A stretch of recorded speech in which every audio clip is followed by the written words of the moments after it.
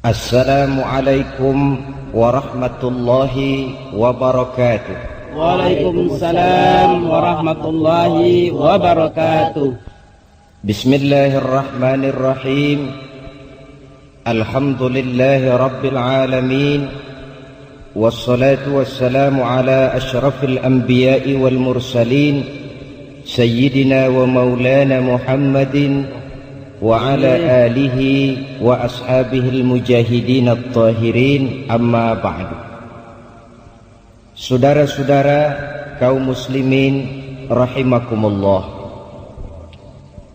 di awal pertemuan kita hari ini, marilah lebih dahulu sama-sama kita memanjatkan puji dan syukur kehadirat Allah Subhanahu wa ta'ala, Tuhan yang maha pengasih dan tidak pernah pilih kasih, Tuhan yang maha penyayang, yang sayangnya tidak terbilang, yang sampai pada saat ini masih memberikan kesempatan untuk hidup kepada kita bersama. Dan hidup itu sendiri sekurang-kurangnya pada saat ini telah kita gunakan untuk sesuatu yang insya Allah bernilai ibadah. Salawat dan salam mudah-mudahan senantiasa tercurah atas junjungan penghulu alam, Nabi besar Muhammad sallallahu alaihi wasallam beserta seluruh keluarga dan para sahabatnya, amin ya rabbal alamin. Saudara-saudara, kita semua maklum bahwa segala sesuatu dalam kehidupan ini mempunyai ciri. Ciri membentuk identitas yang pada gilirannya akan menentukan kualitas dari sesuatu. Begitulah misalnya gajah dikenal orang karena gadingnya, badak diburu orang karena culaknya, dan rusa menjadi indah karena tanduknya. Kalau ciri segala sesuatu sudah hilang, biasanya kualitasnya akan menurun. Gajah yang kehilangan gadingnya tidak lagi akan diburu orang. Badak yang tak bercula tidak lagi akan dikejar orang. Dan rusa yang kehilangan tanduknya akan kehilangan keindahannya. Pindah dari contoh ini kepada soal iman, maka sesungguhnya orang-orang mukmin pun mempunyai ciri.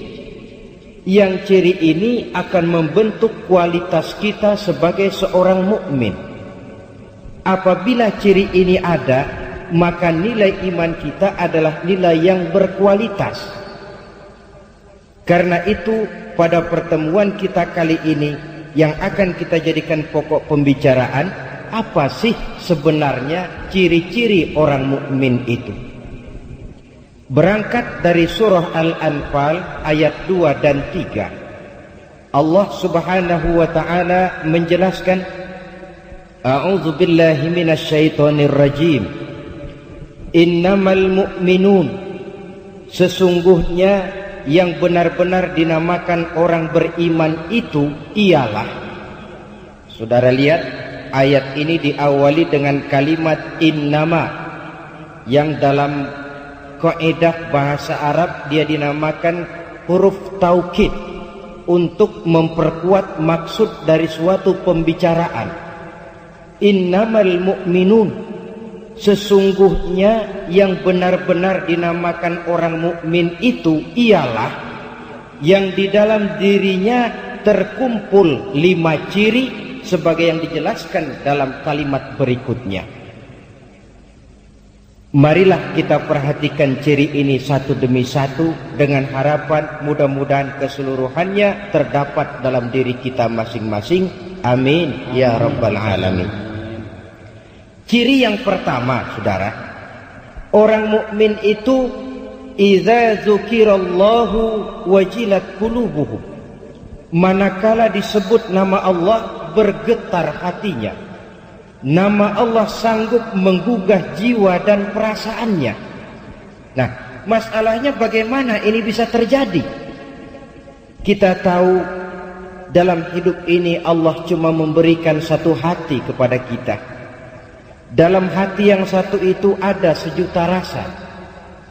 Logikanya, apa yang paling mengambil tempat terbesar di dalam hati kita, itulah yang kalau disebut hati itu akan bergetar. Contoh, kalau seseorang dalam hidupnya ini sebagian besar hatinya ditempati oleh harta, bila disebut harta, hatinya akan bergetar. Kalau seseorang hatinya itu sebagian besar diisi oleh pangkat dan jabatan, maka manakala disebut pangkat dan jabatannya, hatinya akan bergetar. Adapun orang mukmin, sebagian besar hatinya diisi dengan Allah. Manakala disebut nama Allah itu, bergetar hatinya. Ini alasan pertama. Alasan kedua, nilai psikologis, perasaan yang dekat. Seorang suami akan bergetar hatinya manakala nama istrinya disebut-sebut oleh orang lain. Seorang bapak akan bergetar hatinya kalau anaknya dibicarakan orang. Sebagaimana seorang anak pun akan tertarik perasaannya bila kedua orang tuanya menjadi bahan gunjingan orang. Ini rasa dekat. Seorang mukmin, seorang yang merasakan kehadiran Allah dekat dalam hidupnya, sehingga manakala disebut nama Allah, bergetar hati itu. Andai kata pun dia sendiri yang menyebut, nama Allah itu sanggup menggugah jiwa dan perasaannya. Tidak cuma bergetar untuk dirinya sendiri, tapi sanggup menggetarkan orang lain. Mari kita lihat beberapa contoh dari sejarah perjalanan hidup Rasulullah Sallallahu Alaihi Wasallam. Satu hari usai sholat zuhur, beliau berleha-leha lah, kata orang sekarang, bersantai-santai, rebah-rebahan di bawah pohon korma. Tengah beliau berebahan itu, datang seorang kafir yang memang rupanya sudah lama mengintai beliau kapan Muhammad sendiri. Dihampirinya Rasul, sampai dekat dengan Rasul, dihunusnya pedang. Wahai Muhammad, katanya, kalau sekarang saya tebas batang lehermu, kira-kira siapa yang akan menolong kamu? Kemarin-marin boleh jadi kau bertingkah Muhammad, banyak temanmu. Sekarang ini kau sendiri. Jikalau saya cincang engkau, saya putuskan lehermu, siapa yang akan menolong kamu? Dengan tenangnya Rasul bangkit, lalu menjawab, Allah yang akan menolong saya, Daksur. Nah, Allah. Apa pengaruh ucapan ini dalam jiwa Daksur? Gemetar seluruh badan Daksur.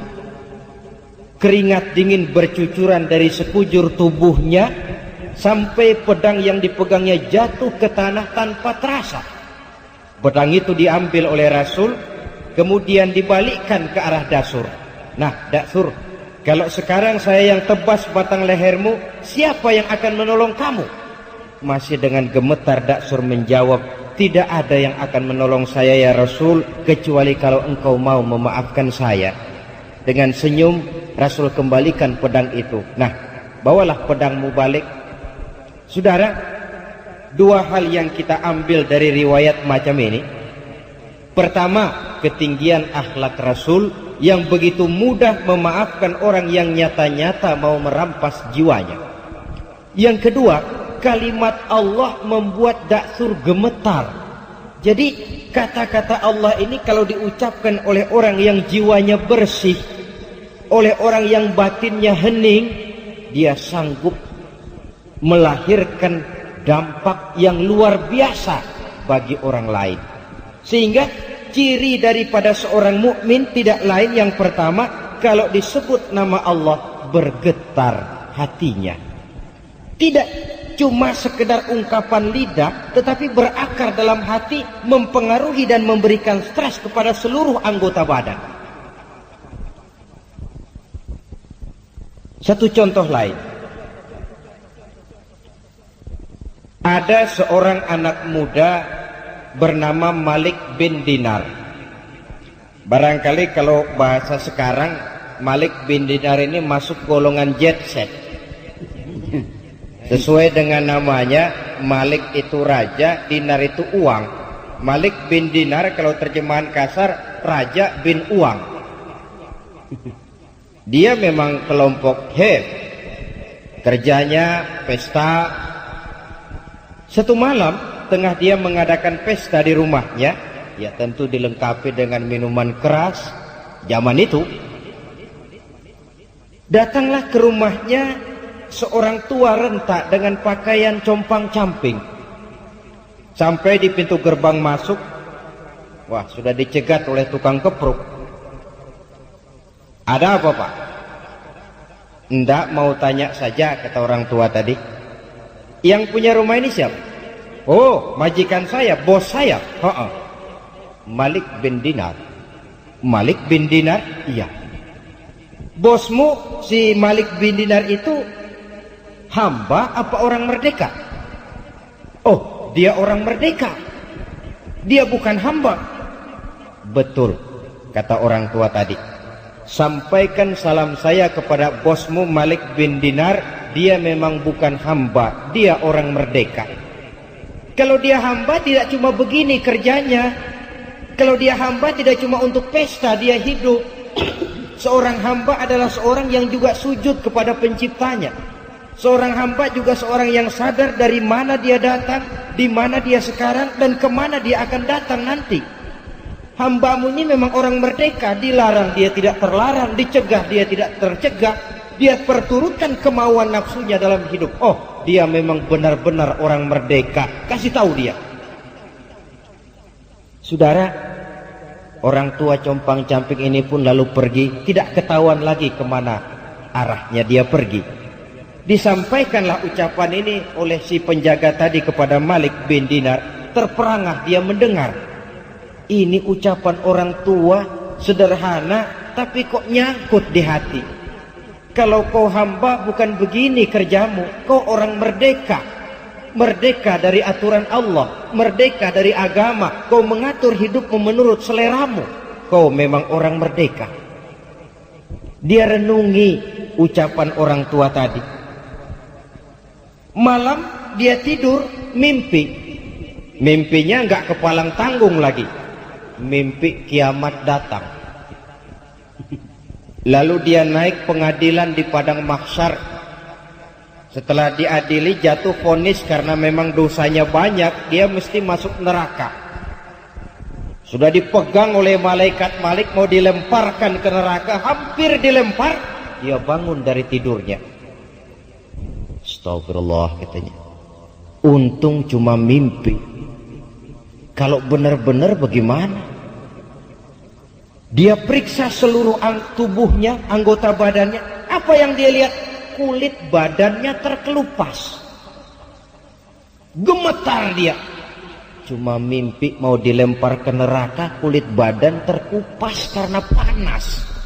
Bagaimana kalau neraka betulan? Menangis dia, terbayang segala dosa dan kesalahan yang pernah dia lakukan dalam hidup. Dia campakkan seluruh baju kebesarannya, dia tinggalkan rumah mewahnya.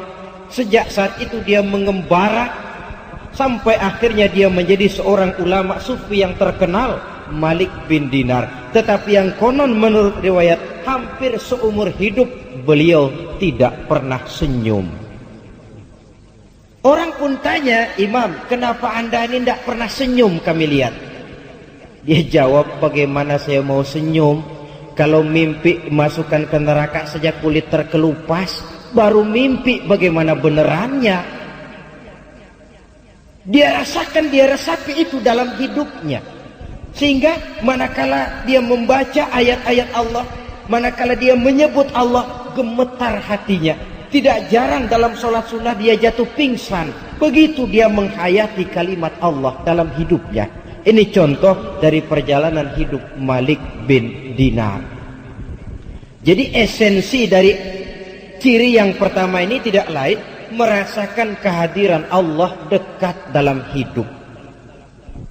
Saudara-saudara kaum muslimin yang berbahagia, kalau ini sudah tertanam dalam jiwa kita, efek positifnya yang akan timbul adalah etika otonom. bahwa kalau saya sendiri, yang kedua itu Allah. Kalau saya berdua, yang ketiga itu Allah. Tidak ada sejengkal tanah pun tempat untuk berbuat yang tidak baik. Karena nama Allah sudah sanggup menggetarkan jiwanya. Barangkali kalau ciri ini melekatlah sudah dalam jiwa setiap orang mukmin, polisi akan sedikit istirahat. Hansip-hansip barangkali sudah waktunya untuk dibubarkan. Idza dzukirallah wajilat qulubuhum. Cukup nama Allah menggetarkan jiwanya, melahirkan etika otonom, disiplin yang tumbuh dari dalam jiwa sendiri. Celakanya kan kebanyakan etika sekarang ini etika heteronom, etika yang dipaksakan dari luar. Orang takut berbuat jahat karena undang-undang, karena polisi, karena ditongkrongi hansip. Mental kucing. Taruhlah lihat kucing, sepotong ikan di atas piring, taruh di depan kucing, kita tongkrongi, barangkali itu kucing nggak mau makan. Tapi sedikit kita lengah, habis ikan itu disambar. Sopannya kucing, lemah lembutnya kucing, kalau ditongkrongi, sedikit kita lalai, habis ikan itu disambar. Tidak mau melakukan kejahatan cuma karena takut polisi. Kalau polisi lengah, ya hajar. Takut berbuat yang tidak baik karena ada hansip ronda. Kalau hansip tidur, habis rumah orang digasak. Mentalitas kucing. Etika yang belum tumbuh dari dalam jiwa sendiri. Nah, untuk menumbuhkan etika macam ini, agama merupakan sarana yang paling ampuh. Ciri utamanya merasakan kehadiran Allah dekat dalam hidup.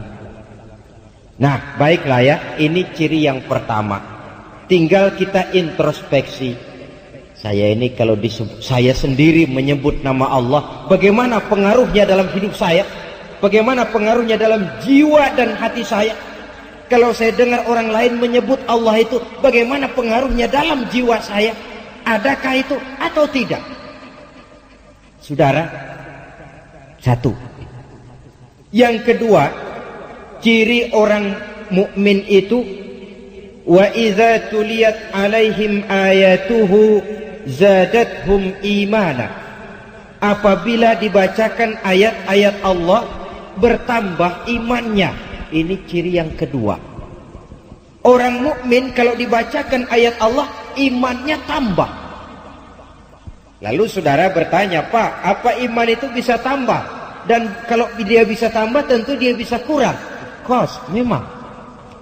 Al-Ghazali membagi iman itu dalam 3 klasifikasi. Pertama, tingkat iman yang beliau namakan la yazidu wa la yanqusu. Tingkat iman yang tidak pernah tambah, tidak pernah kurang. Katakan iman stabil.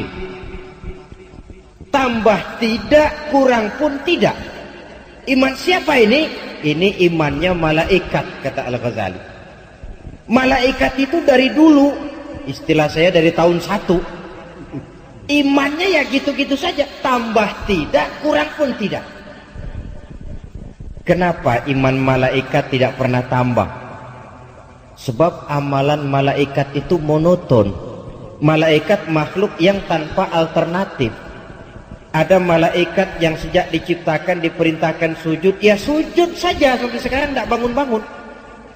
Ada malaikat yang sejak diciptakan ditugaskan mencabut nyawa, ya nyawa saja operasinya. Ada malaikat yang sejak diciptakan ditugaskan mengatur rezeki, ya rezeki saja diatur.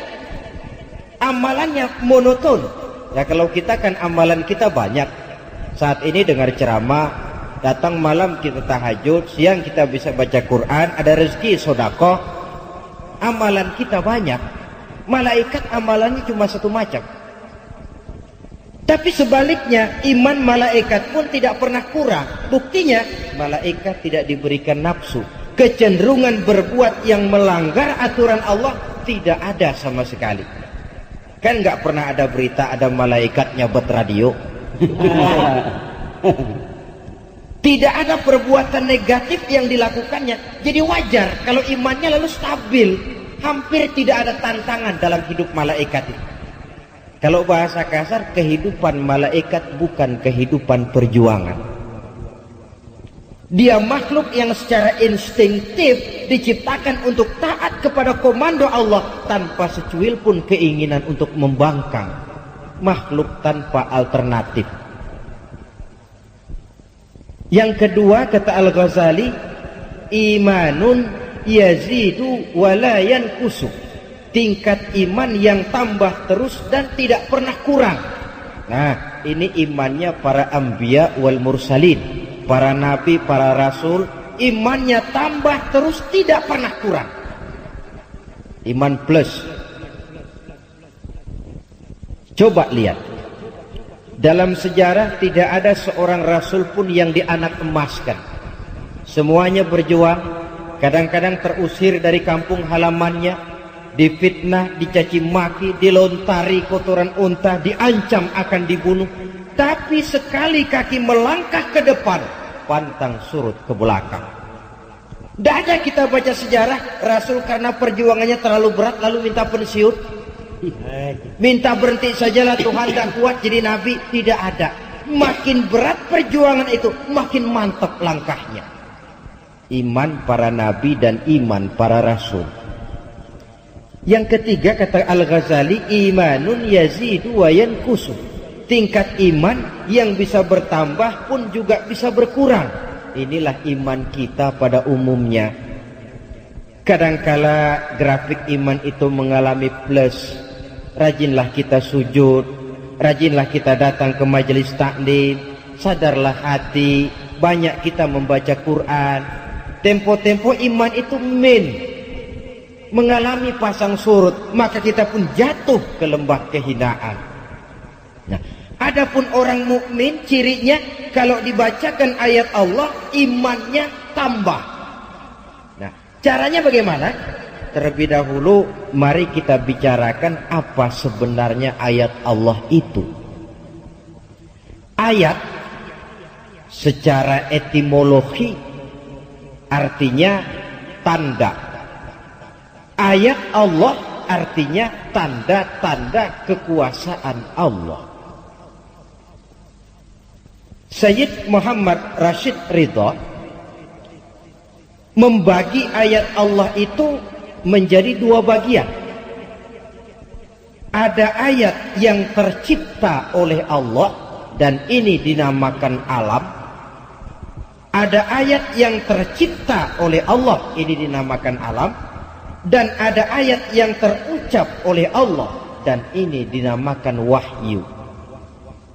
Jadi lautan ayat Allah, bintang gemintang yang bertabur menghias angkasa ayat Allah, planet-planet yang beredar di angkasa luar ayat Allah, lautan ayat Allah, matahari, bulan dan bintang ayat Allah, gunung dan lautan ayat Allah, manusia ayat Allah yang tercipta.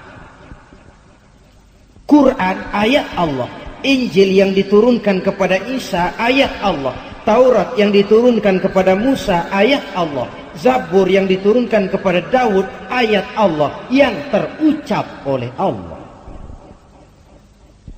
Kepada mukmin diperintahkan membaca dua ayat ini.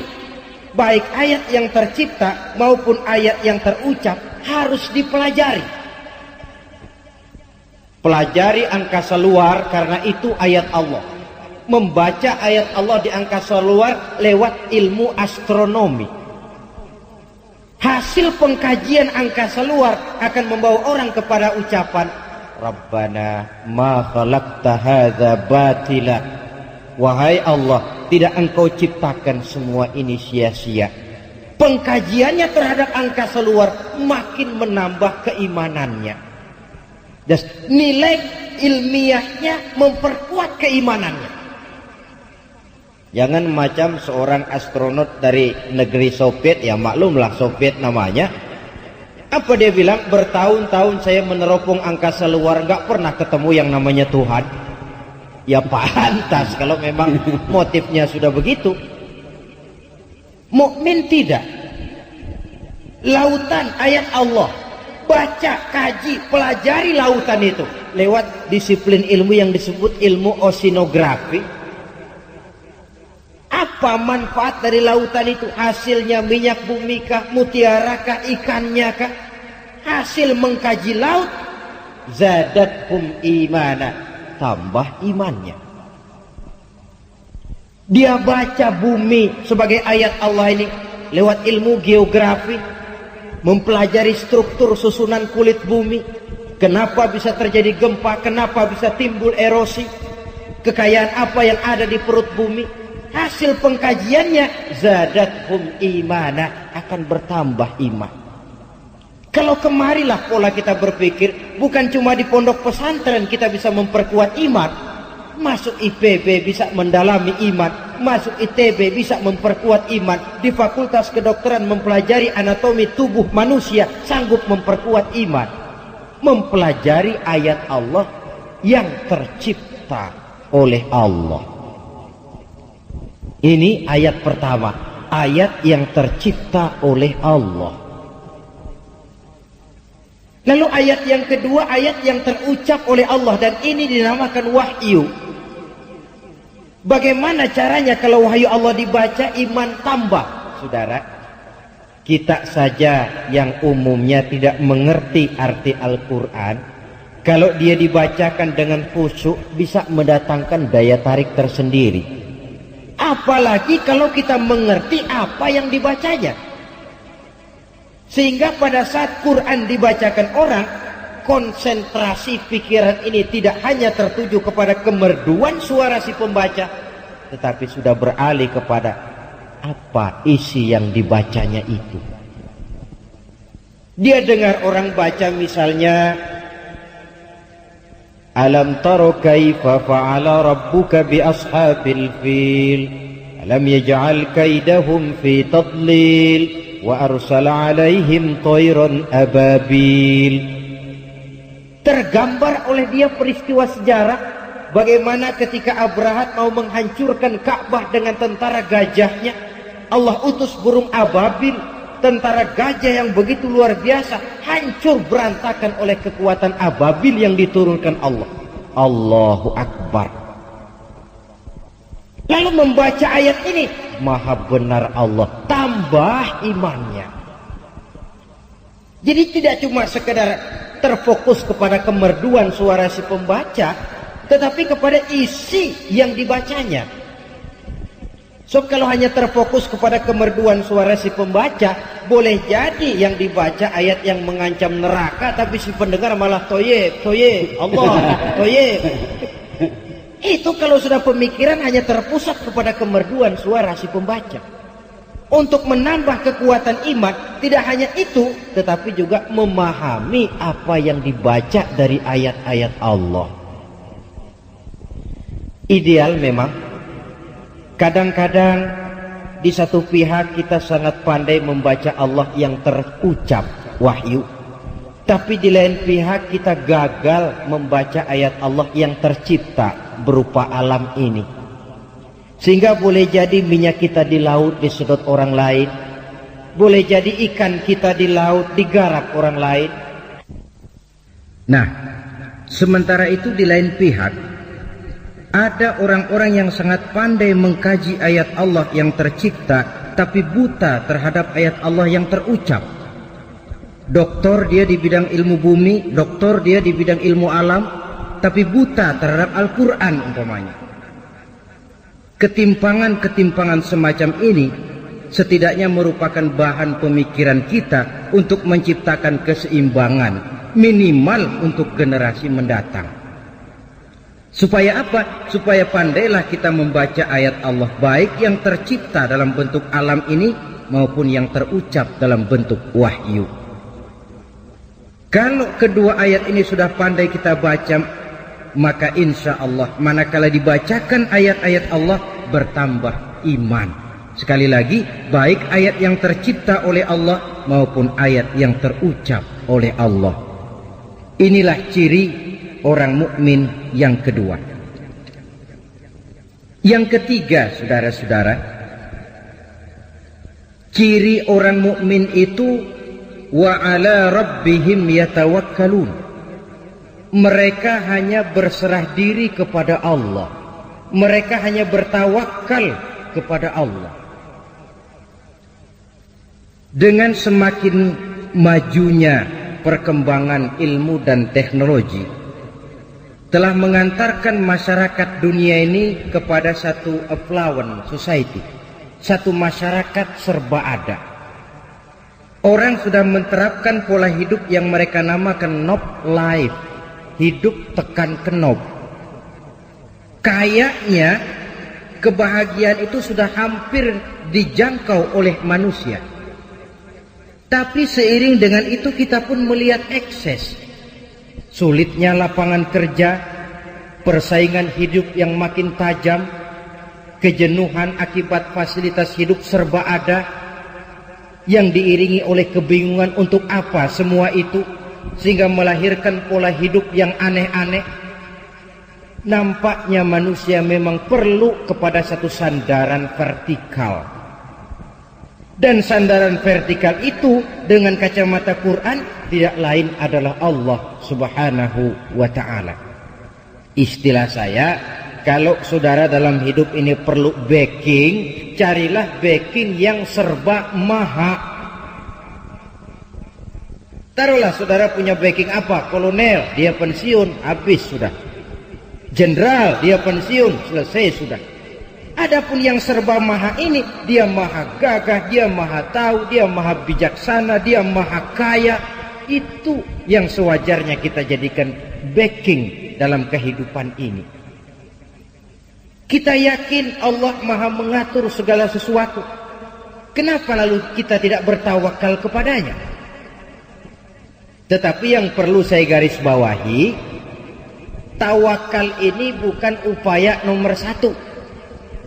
Sebab dalam kehidupan ada manusia yang tidak mau berusaha, lalu menyerahkan saja persoalan ini kepada kehendak Allah.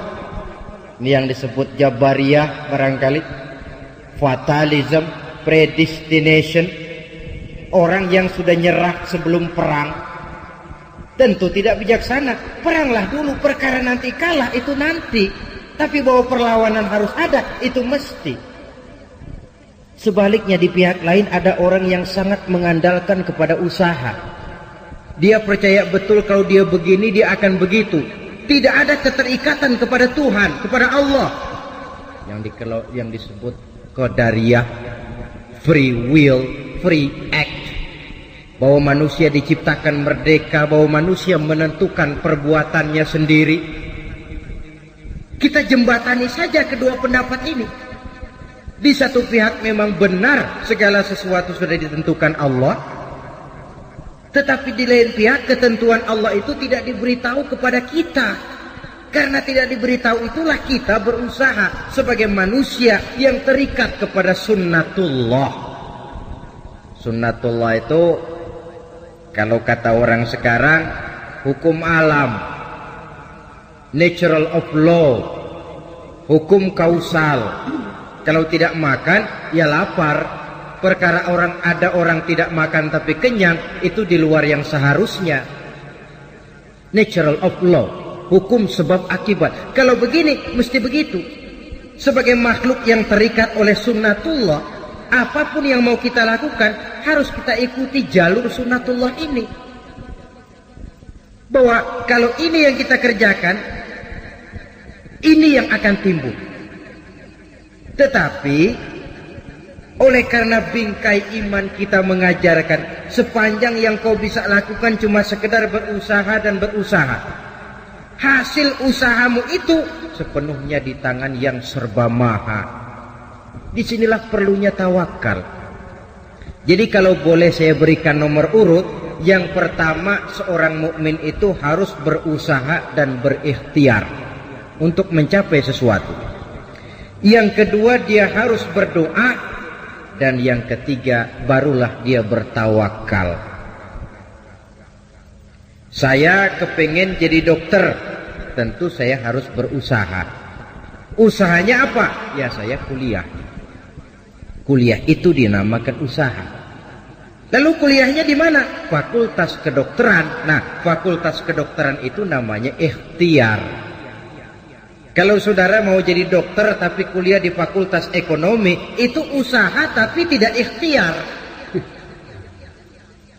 Mau kaya tapi beli judi, itu namanya usaha. Membelinya itu usaha kok, tapi tidak ikhtiar karena judi hal yang diharamkan oleh agama. Oh, saya usaha kok cari rezeki biar masang-masang begini kan kalau dapat rezeki namanya. Usahanya iya, tapi kan tidak ikhtiar. Masa mau jadi dokter kuliahnya di fakultas teknik atau di fakultas ekonomi, kan keliru. Jadi usaha harus diiringi dengan ikhtiar. Setelah usaha sudah, ikhtiar sudah, doa. Ya Allah, saya ini ingin jadi dokter ya Allah. Saya sudah usaha kuliah ya Allah. Dan usaha kuliahnya di fakultas kedokteran lagi. Usaha betul, ikhtiar betul. Namun ya Allah, segalanya tergantung kepadamu. Saya bermohon berikanlah keberhasilan apa yang saya cita-citakan ini. Berdoa kepadanya. Usaha, ikhtiar, doa. Setelah berdoa, barulah bertawakal. Usaha sudah, ikhtiar sudah, doa pun sudah, terserah Engkau ya Allah. Supaya apa ini tawakal ini? Kalau berhasil tidak lupa diri, kalau gagal tidak putus asa. Sebab ini penyakit dunia modern. Kalau dia berhasil dia tepuk dada, kalau dia gagal dia frustasi. Tawakalnya yang tidak ada. Berhasil dia, hilanglah Allah dalam hidupnya. Semuanya karena usaha saya sejak kecil, peras keringat banting tulang setengah mati. Allah, gak ada Allah itu. Kalau dia gagal, dia mudah frustasi, putus asa, mencari jalan keluar. Ya, kalau positif jalan keluarnya. Kalau negatif, tentu akan merusak dirinya sendiri.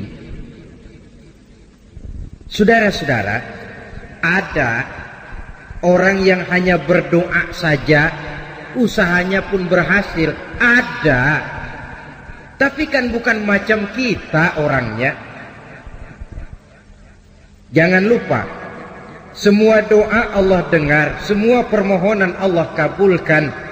Cuma pengabulannya itu ada yang cash. Begitu dia berdoa, begitu diberikan Allah. Ada yang kredit, diberikan tapi tidak seperti yang diminta. Misalnya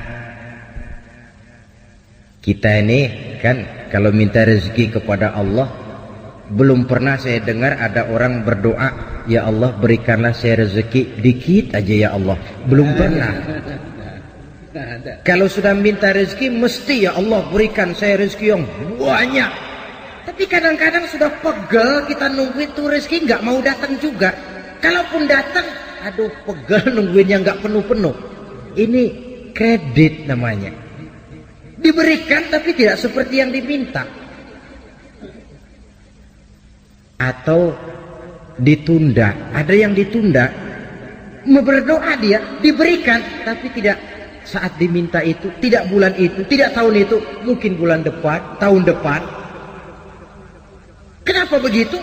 Kalau kita lihat dengan kacamata putih, maksud saya dengan husnuzon, baik sangka kepada Allah, kita akan mengambil analogi begini. Anak kita yang umur 5 tahun datang, Pak minta uang 100.000. Saya pikir paling kita kasih 100 perak. Kenapa? Ya buat apa uang 100.000 jatuh di tangan anak umur 5 tahun? Dia belum bisa memanfaatkan uang itu, belum bisa bertanggung jawab terhadap keluarnya uang.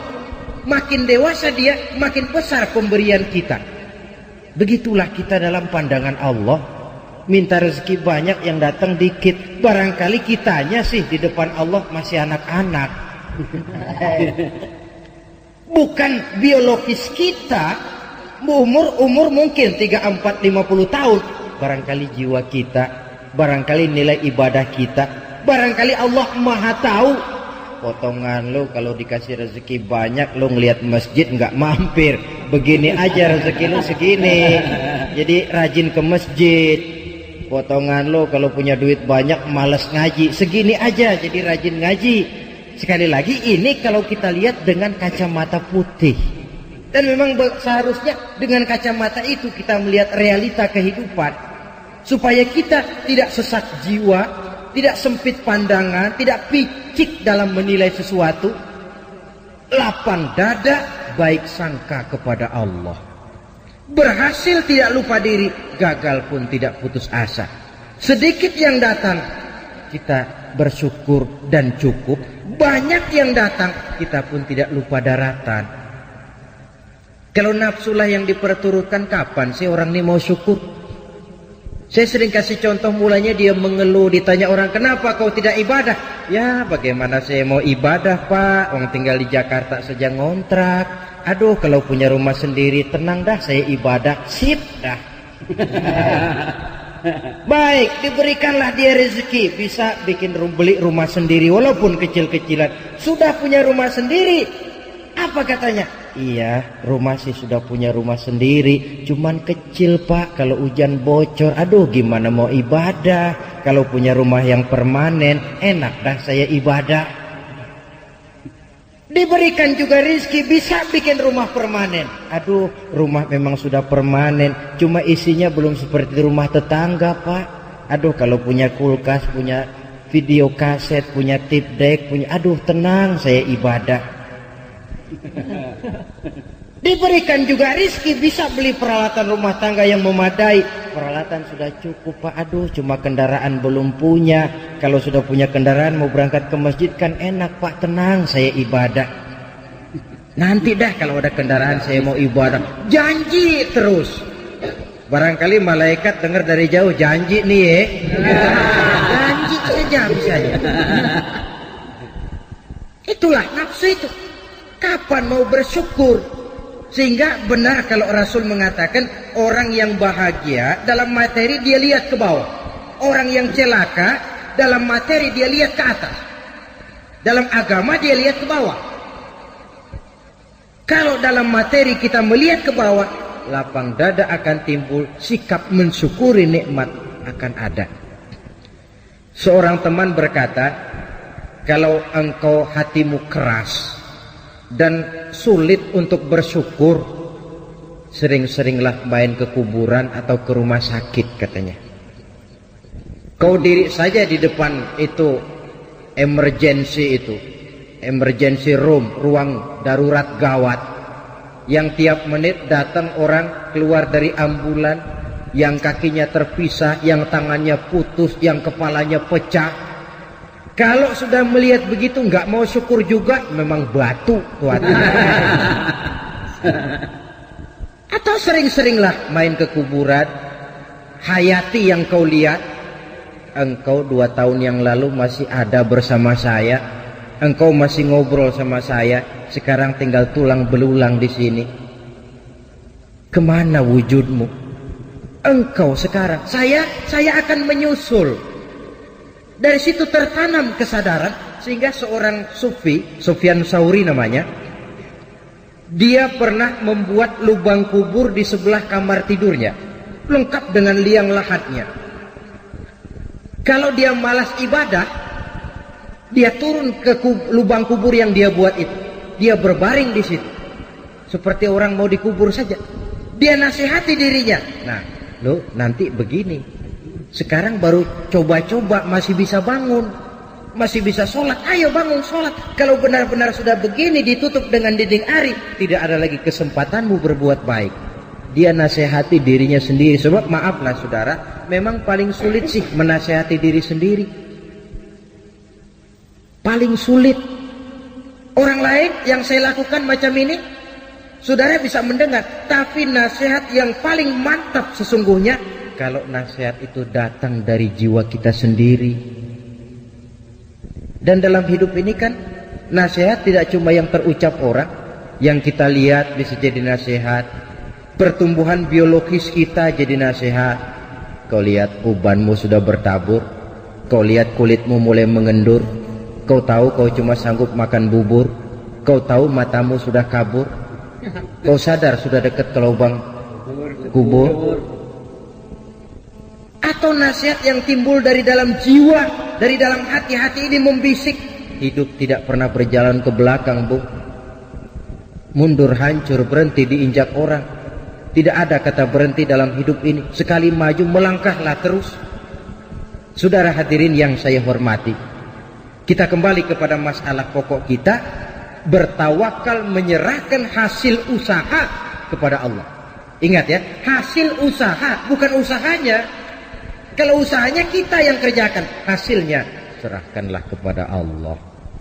Nah, tawakal ini akan lebih mantap kalau diiringi dengan perbuatan yang mendekatkan kita kepada tempat yang kita jadikan bertawakal. Oleh sebab itu, ciri yang keempat ini menyambung, menguatkan yang ketiga tadi. Apa ciri yang keempat? Alladzina yuqimunas shalah.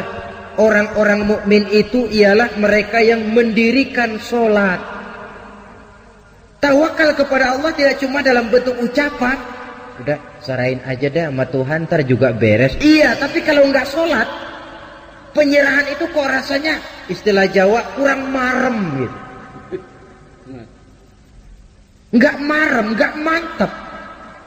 Penyerahan yang tanpa diiringi dengan pendekatan kepadanya kan konyol. Udah, serahin gubernur aja dah. Gubernurnya nggak kenal sama kita. Bagaimana mau diserahkan persoalan itu kepada beliau kalau beliau kenal saja kepada kita? Tidak. Serahkan persoalan ini kepada Allah. Iya, kau kenal tidak Allah? Kau sering berkunjung kepadanya atau tidak? Penyerahan persoalan kepadanya akan lebih mantap kalau kita memang dekat dengannya. Sarana komunikasi yang paling efektif buat mendekati Allah terletak pada ciri yang keempat ini. Alladzina yuqimunas shalah. Mereka mendirikan sholat.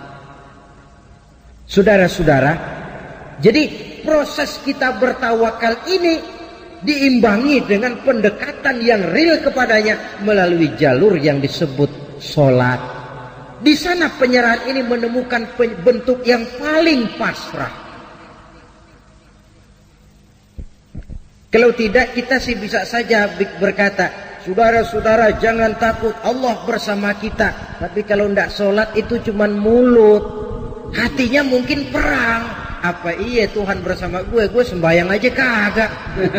Hatinya akan perang. Antara mulut dengan batin ini tidak seimbang, tidak sama karena kata dan perbuatan lain. Seperti di zaman sekarang kan ada orang agnostik, agnotisisme, yaitu orang yang menghargai agama, menaruh agama di tempat yang luhur, tapi tidak mau mengikatkan diri terhadap suatu agama secara formal. Dia mengakui esensi agama, dia hargai agama, tapi dia tidak mau terikat dengan suatu agama secara formal. Mau dibilang Islam gak pernah ke masjid, mau dibilang Kristen kapan ke gerejanya, Hindu tidak, Buddha pun bukan. Tapi kalau bicara agama, muluk bukan main. Agnotisisme, manusia agnostik, manusia yang menghargai agama, menaruh agama di tempat yang tinggi. Dia salut dengan agama, tapi secara formal dia tidak mau mengikatkan diri dengan suatu agama. Kan menggejala ini di masyarakat kita sekarang ini. Manusia-manusia agnostik macam itu. Paling-paling akhirnya dia akan bilang, oh semua agama benar, semua agama bagus. Lalu Bapak yang mana Pak? Itu pribadi saya. Pribadi saya, agnostik. Tidak mau secara terbuka mengikatkan diri dengan suatu agama. Cukup buat dia menghargai agama.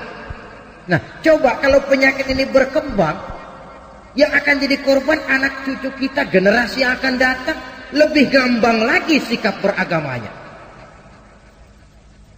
Itulah sebabnya sering saya ungkapkan, kita tidak hanya perlu orang yang berilmu agama, tapi juga kita perlu orang yang berjiwa agama. Kalau berilmu agama, dia menganalisa agama dari berbagai segi. Tanpa jiwa agama, dia sulit untuk hidup menurut ajaran agama. Saudara hadirin yang saya hormati, oleh karena itu sholat sekali lagi merupakan sandaran vertikal dalam kerangka memperkuat sifat tawakal kita kepada Allah.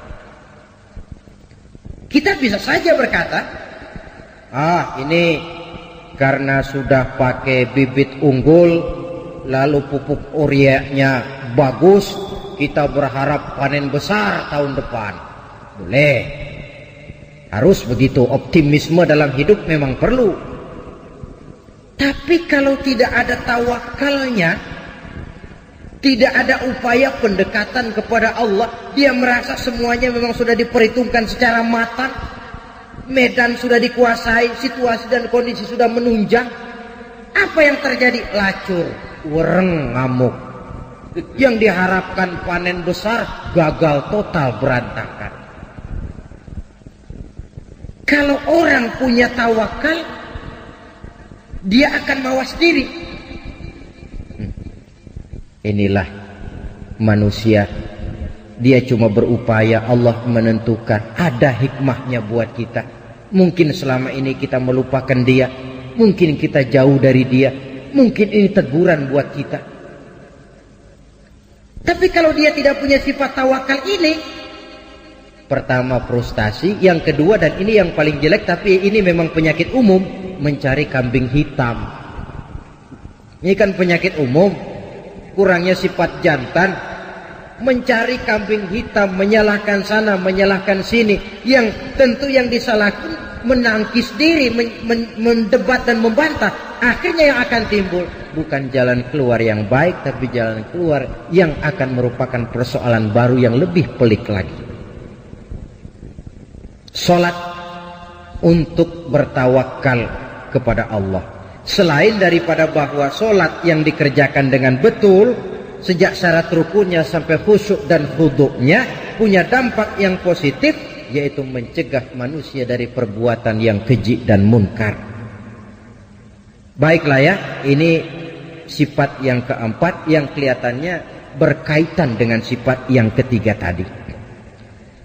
Sifat yang kelima, ciri yang terakhir dari seorang mukmin dalam Al-Anfal ini, wa mimma razaqnahum yunfiqun. Mereka orang-orang mukmin itu membelanjakan rezeki yang diberikan kepada mereka itu di jalan Allah. Dia peras keringat, banting tulang, pergi pagi pulang sore, berusaha. Setelah dia dapat, dia sadar di sini ada hak anak yatim, di sini ada hak masjid, di sini ada hak pondok pesantren, di sini ada hak janda-janda tua yang miskin, punya anak banyak, hidup perlu santunan. Sehingga dia lalu tidak hidup hanya untuk kepentingan perut dan dirinya sendiri saja, tapi mampu menjadi rahmah sekurang-kurangnya bagi lingkungan di mana dia tinggal. Berbahagialah manusia kalau dia dijadikan wasilah oleh Allah untuk menyampaikan rezeki kepada orang lain. Tidak ada orang jadi kaya raya lantaran dia bakhil, tidak ada orang jatuh melarat lantaran dia pemurah. Rizki yang diberikan Allah dibelanjakan di jalan Allah. Dan tidak perlu semua, Allah pun tidak menuntut semua. Pernah Rasul mengutus seorang sahabat mengambil zakat kambing dari seorang sahabat. Ambil zakat kambingnya. Sahabat yang disuruh ngambil ditanya, yang harus saya ambil kambing yang terbaik ya Rasulullah? Jangan. Lalu yang terjelek? Juga jangan. Yang pertengahan saja. Kalau kau ambil kambingnya yang terbaik, nanti susah hatinya orang yang punya kambing. Kambing saya yang paling bagus diambil. Kalau kau ambil kambingnya yang paling jelek, kasihan orang yang nerima. Nanti dia ngedumel, kambing gempor aja dia zakatin. Keseimbangan. Hak milik pribadi ada, diakui, tapi harus berfungsi sosial. Coba, bakhil dicela dalam Islam, tapi mubazir, boros, juga tidak dibenarkan dalam Islam. Jalan tengah antara boros dan bakhil, pemurah. Bedanya pemurah dengan pemboros apa? Kalau pemboros dia tidak peduli membelanjakan harta untuk sesuatu yang tidak ada manfaatnya, itu boros. Lah kalau pemurah, harta ini dia belanjakan dalam sesuatu yang jelas ada manfaatnya. Maka bersabdalah Nabi, Ar-Rahimuna yarhamuhumur Rahman. irhamu ahlal ardi yarhamkum man fis sama. Orang-orang yang punya belas sifat kasih akan dikasihi pula oleh Allah.